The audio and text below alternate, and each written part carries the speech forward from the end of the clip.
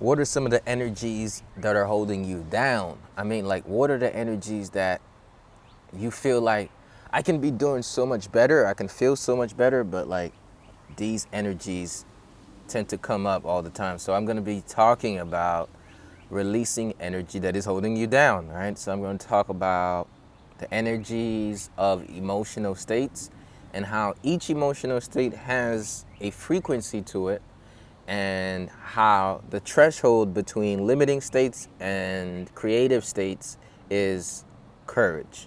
Okay, so I'm going to be talking about how to work your way up to courage so you can release all the limiting emotions that pull your energy down, right?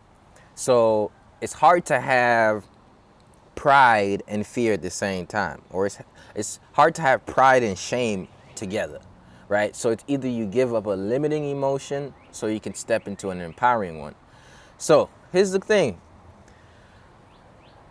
The major word is release. Release, release, release, release. Why is the major word release? Here's why. Because we hold the emotions in our body. Not only do we hold emotions in our physical bodies, but internally, there is a chemical blueprint to those emotional states. But there's also a frequency and energy field to these emotional states. So have you ever walked around somebody and you're like, yo, this person's energy is just, or this person's energy is off? Like, have you ever said that? This person's energy, why is that? It's because they're experiencing a certain emotional state which has a frequency to it. And then you're not experiencing the person, you're experiencing their emotional state. So releasing energy is about releasing the frequencies that no longer serve us, because we're vibing at higher frequencies. So here's what I'm talking about, y'all. Let me ask you a question. What emotions do you experience the most in these spectrums? And as far as what limiting emotions? Okay, is it shame? Is it blame? Is it guilt? Is it fear? Is it worry? Is it anxiety? What are the emotional states that you experience on the daily that you don't necessarily want to experience? That kind of limit what you can do. You know, for me, one of the emotions that limit me, okay, let me put that in a workshop way. One of the emotions that used to limit me is guilt, right? And the way that I learned to deal with guilt is with action and self-forgiveness. I discovered that guilt wasn't coming. Now, guilt is not a bad emotion. It's a limiting emotion if you don't let it communicate to you that you need to act. So I used to let guilt come, and I would make it the experience rather than take the action to transmute the emotion. Guilt is not a negative emotion because it literally helps you stay true to your word. It helps you stay true to your character. So guilt is actually a good thing. Because if we had a bunch of people who just felt no way about doing anything, then they would have no divine self within them to tell them the difference between right and right. So guilt is, you know how your parents hit you with a belt? Guilt is pretty much that belt. It's saying you do better. But guilt is not saying you shouldn't hit yourself with the belt all the time. After you've gotten a couple of whoopings, go and do the thing. So when we let emotions communicate to us, what we do is we take action. So I'm saying that emotions communicate. So what does anger communicate? You still can't hear me?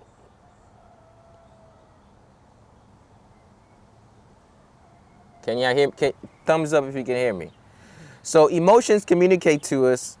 We can let them communicate to it, but they don't have to be our experience.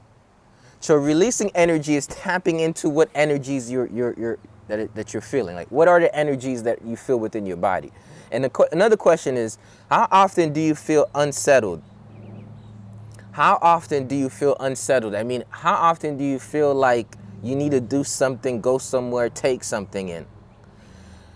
Your level of feeling unsettled means that there are emotions within you that are not synergizing to give you the best result, and they're either pulling you in multiple directions or they're pulling you to the past. So what we got to do is to release energies. First, we got to know what they are, what they're communicating to us. We got to feel the bodily sensations, and then we must also act within ourselves with an action, which includes a breath, a movement, and also with intention. So set the intention to transmute the energy into a creative thing. So if guilt is communicating to you that, yo, I need to take care of this because I haven't been taking care of it, instead of bashing yourself with the emotion, sit with it and be like, what is it that I need to take care of? And then feel ready that you're able to take care of these things, and then take forth the actions. Now, I know somebody's going to come and say, yo, I wish it was that easy. I mean, I have a guilt trip for weeks and it never goes away. How do I work through it? You got to be unconsciously skilled, right? From the book we've been reading, is you have to be unconsciously skilled in thinking a new way. So let's dismantle guilt. Okay. I didn't do this, but if I do this now, then I can come up with this, then this will solve the problem. Okay. This, you can replace this with any word, y'all. I didn't do this, but now that I'm aware I didn't do this, I'm going to do it at this time, this place. You get what I'm saying? Now that I'm aware, I'm going to. Okay. So let's dismantle. Let's release the energy of guilt. You're like, okay, I didn't call this person, but now I'm going to. This is it. Okay, let's add another thing to it. This is what I found out that really works. You have to forgive yourself for it. I didn't do this, and I'm okay that I didn't do it. I didn't do it then. But now that I noticed it, I'm going to do it. You get what I'm saying? So let's say anger. Let's take anger and let's work through that. Let's work on releasing the energy that's holding us back of anger and not letting it communicate to us, letting it become our experience. All right? When you're angry at somebody, you're affected more than that somebody. So let's say, what does anger say? Anger says, I'm putting forth my energies to stand up for myself because they might take advantage of me. Because I feel like they might be taking advantage of me, I'm going to put forth anger so they know I'm serious, so they don't take advantage of me. So anger is an emotion that allows us to take out that fire underneath us, that lion, so that way other people are not stealing our food or taking our crops or mistreating our kids or slapping our wives. We need to have anger to balance out what other people, or to force us to do something, to force us to have an energy to act, to allow somebody to know what's happening. But if we live our entire lives in anger, then that doesn't do anything. So anger is a redirection tool. Like, you notice something that makes you angry, then you say, hey, I ought to do something about it. So you're like, okay, I experienced anger because I felt like this person did this. Okay. But now, how am I going to respond? Right? So I love the story of Jesus only got angry one time. And it was when people were selling outside the church and he went in, he threw everything out, but he was never really angry.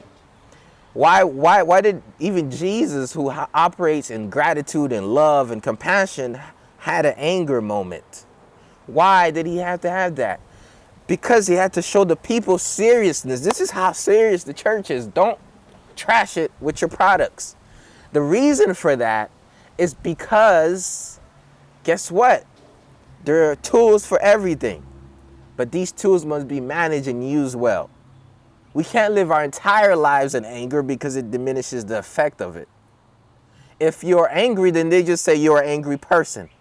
They're like, well, they're always angry. Don't take them seriously. So even the tools that's meant to help you, if you use them too much, they don't even help you. So if you're angry all the time, people won't know the difference between if you're angry because they're taking advantage of you, or if you're angry because you're just an angry person. So even though your emotion needs to be taken a look at and people need to consider it, they would automatically throw you in a box because they say, oh, that's just an angry person. So you got to have a balance, because then it makes your emotions more effective. Just like we can't be lovey-dovey. Well, okay, maybe I'm not going to say it like that. Like, not all circumstances call for being lovey-dovey. Sometimes you got to have a fire out of you. It's a balance. It's the yin and yang, like Daphne just said. Like, not every tool can be used for every circumstance. But if you take a machete and you try to hit a metal with it, and you hit the metal with it every day, the machete, well, I guess if you hit a certain object with a machete, you might mess up the blades. And over time, it's not as effective. It's not as effective if you take a machete and you overuse it on an object that it's not going to cut, unless you're using it to make it sharper. So, in fact, let's take that a little bit further. What I'm saying is, you don't want to use the same tool for the same project, because you might break the stuff you're trying to fix. And if you use the same tool for the same project, then you just, oh, that's just the one tool person. Then people start labeling you, oh, that's just the anxious person. Oh, they're always guilt tripping. Oh, they're just shameful. But not them, but you. When you start to say that about you, then you know there's something that needs to be worked on here. Because when you start to identify yourself as an emotion, then it means the emotion has perpetuated in your life too long. So if you're just like, I'm just an angry person, then it means that you've lost track of who you really are, and you've mistaken you for the emotion. Okay? So I want to work on releasing those energies first. So you're like, what do I do to release those energies? Just know that this is the work part of it. So change happens first when you activate your neocortex, your thinking brain, which then sparks your frontal lobe, which is what says, oh, how can I? The question, how can I, opens up, fires neurons right here, and you start to come up with solutions. What I'm doing now is I'm putting information so that the neocortex can conceptualize this, and then you could be able to turn it into practical action. So here's what I'm talking about, y'all. I'm saying there are limiting emotional states. There are creative emotional states. There's a book that I read, Power versus Force. And I'm going to share with you the frequencies of the various emotion. Okay? The frequencies of various emotions. Okay? Each emotion has a frequency, and courage is the threshold from living in survival to living in creation. All right? I'm going to tell you exactly what is the scale. What's the scale that this person came up with, or this scientist or this researcher discovered, that we've always known, but they just put it in numbers. Okay, so we start from suffering. Now, how we experience life is in the dome. We experience life in our minds. Everything that comes to our senses is not experienced as the thing, it's experienced within us. Suffering happens when the experience within us is against ourselves. So when we're experiencing things like shame, guilt, apathy, and grief, we are really suffering. Because shame is you hitting yourself in the head. Not saying that it's as if the God within you says, hey, you could do better. There's more possible for you. But then the animal nature within you says, I could do better, but look, I didn't do it. And then you say, look, I didn't do it, so I deserve to be punished. So suffering is when you start to punish yourself. So what you could have done, you didn't do, but you just punish yourself. That's a vibrational frequency of 20, y'all. Of 20. 20. So listen, the best thing you can do for your wellness is to get out of shame. And it's a process. So the next one after that is guilt. Look, it's better to be guilty than shameful. It's better to say I could do better than say, look, I didn't do good at all. It's better to say, hey, I ought to do better than to say, hey, I will never do better. That's the difference between guilt and shame. One says, oh, I'm holding you up to a standard.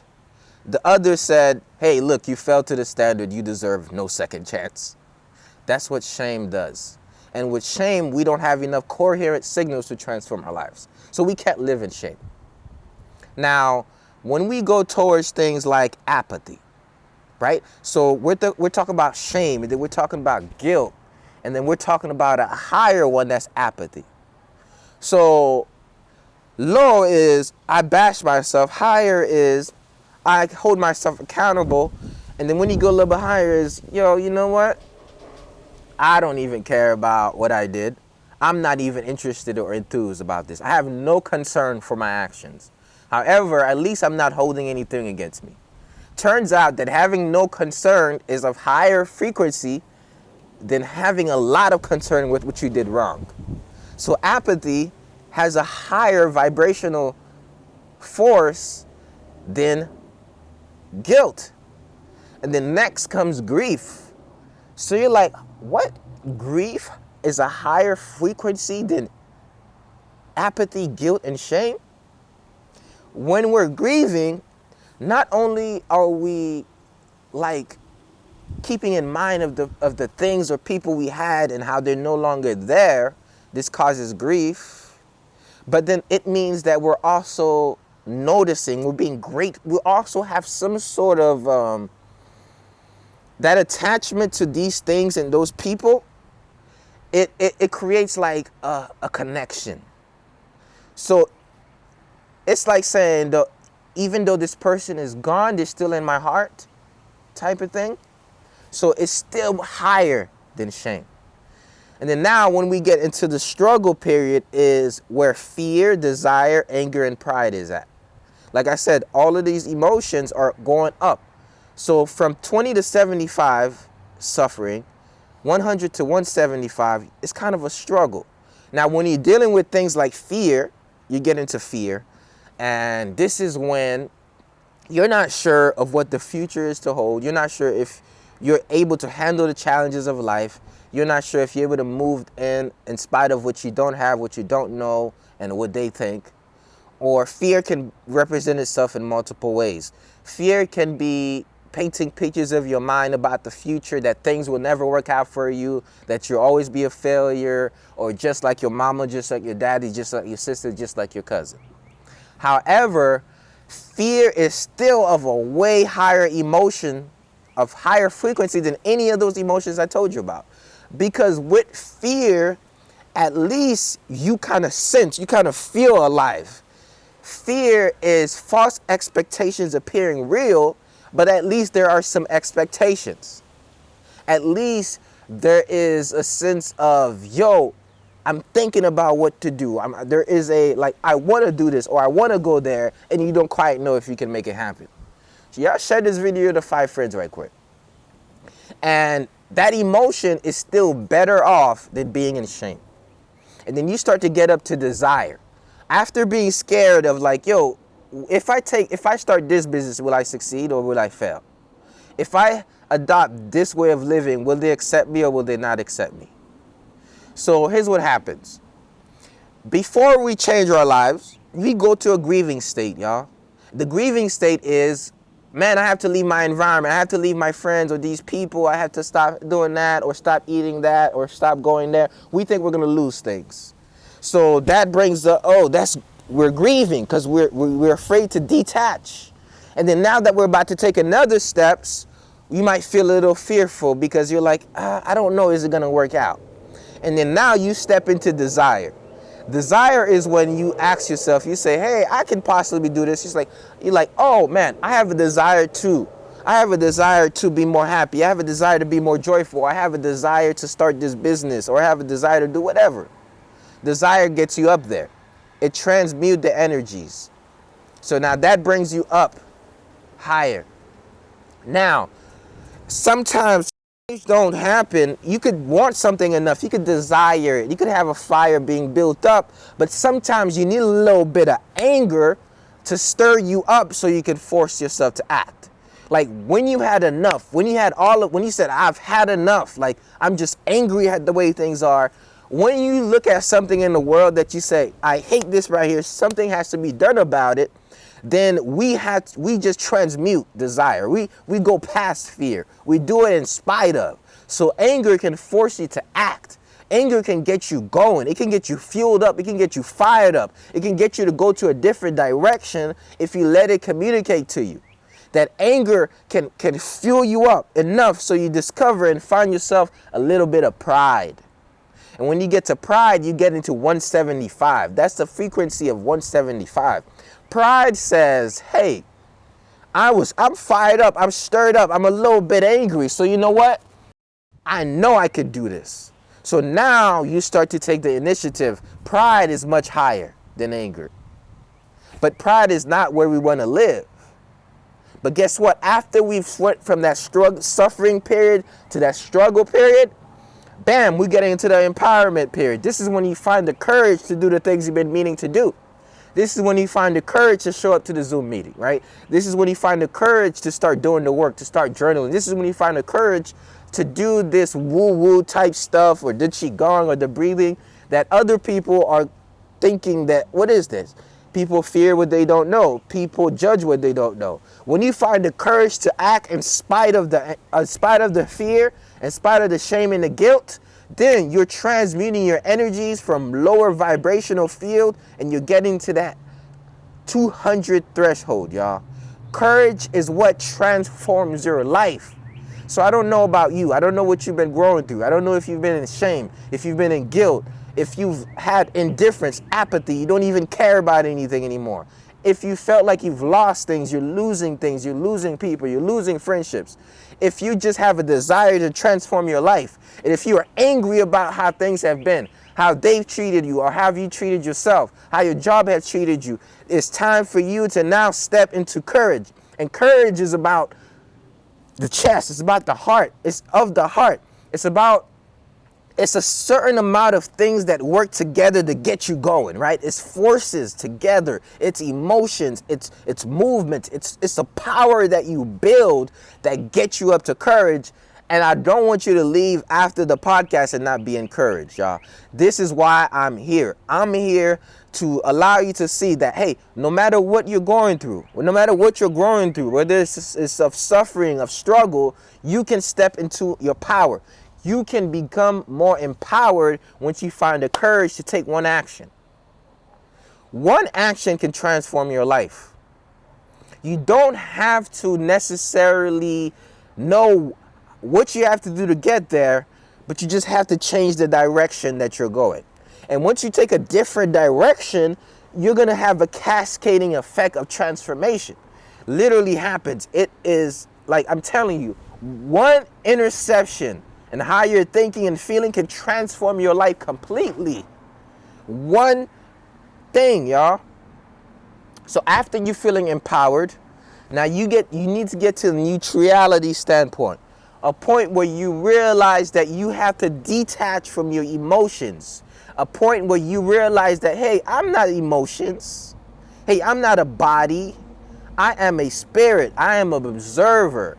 The reason why I can experience guilt is because I have a part of my brain that is watching over me and saying, hey, you can stay true to what you believe in. You can stay true to your values.